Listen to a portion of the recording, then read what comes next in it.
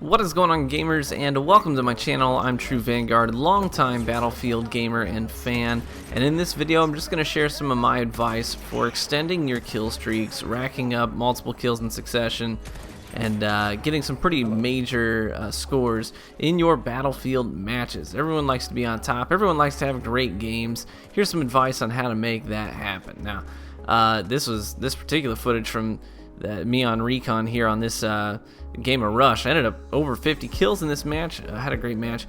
So here's some of my advice. The very first thing I would tell you is there's a lot of value in learning how to do these wide flanks and then cutting up the middle. So these U-shaped patterns you're going to see here. I get a few kills and then I am pretty much dead. I've got one hit point left. I'm going to do just a small U-shaped maneuver here to go back, cut up behind, and then cut up the middle and get more kills that way. So you can do small U's, you can do big U's. This here was I went on a wide sweeping flank, and then came in to arm the objective. But there's a lot of value in learning how to do just that simple U-shape move. It works in these these big open map sort of environments like Battlefield tends to have in most of its engagements. So do this wide flank, cut up the middle in a U-shaped pattern. See, I'm going to do the exact same thing here. This is a bigger, wider U-shaped move. I come down the side of the mountain and then cut right back up the middle to get behind the opposers who are pushing our objective points here in the rush game type.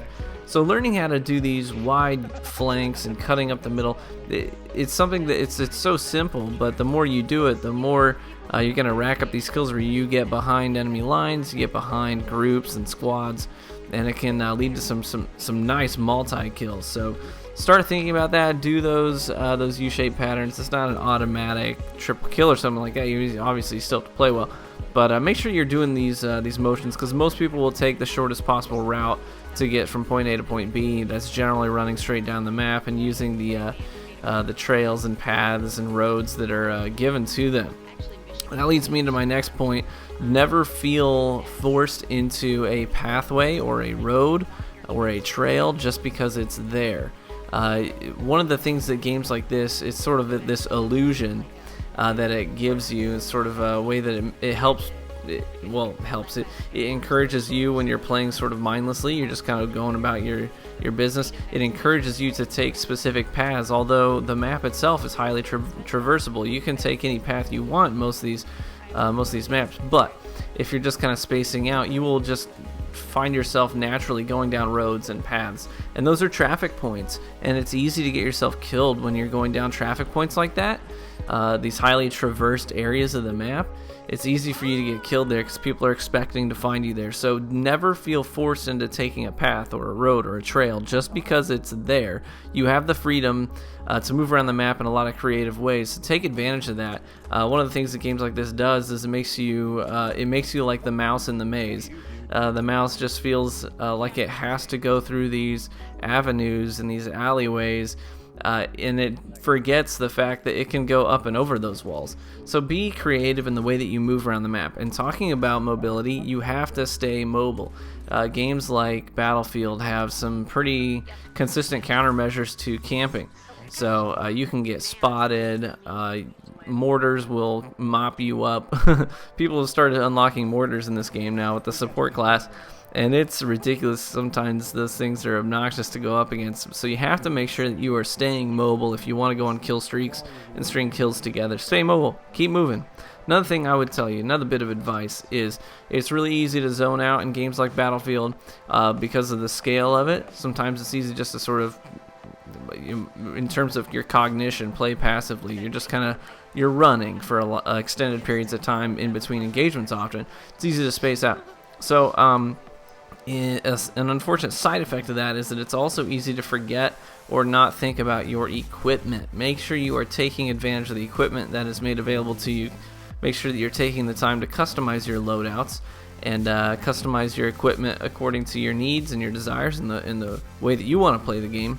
And then don't forget to use that equipment. Use your grenades, and make sure that the grenades you're using are the kinds you want to be using. I found myself liking these impact grenades because I like the more immediate detonation on impact. I like that a lot. So I'm also using my trip wire a lot on recon now and placing them in traffic points, highly trafficked areas, and I find myself racking up multi-kills with those things as well. So make sure you are taking advantage of the equipment that is available to you. Don't just space out and forget about it. Be proactive about using that. So next thing I would tell you is use the traffic points to your advantage. So this kind of goes along with map knowledge.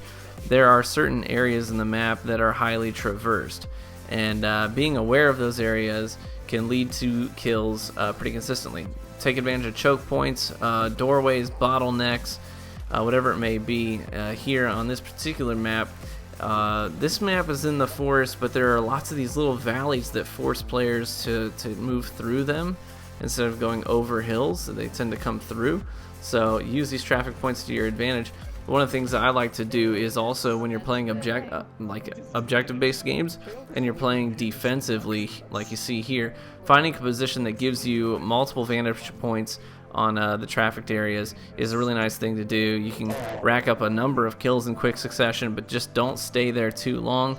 You're going to need to keep mobile, because the longer you stay in a position, the more people are going to get frustrated at you and then come hunt you down. I mean, they will deliberately pass up opportunities to take shots at other people if they're close enough to you and they don't want to give their position away.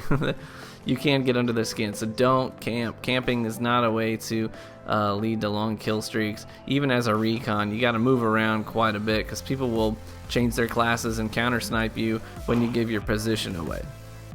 So that's some of my advice that I would give you for stringing kills together. Hopefully you found it helpful. I know that I'm not necessarily known for my Battlefield videos yet, and that's okay. You know, I've been a long time player of the Battlefield series. You can even look up my history in the game. I've got, you know, hundreds of hours logged into Battlefield 4 and Battlefield 3. I was even in the top 50 helicopter pilots for kills in Battlefield 4 at one point, until I stopped playing it.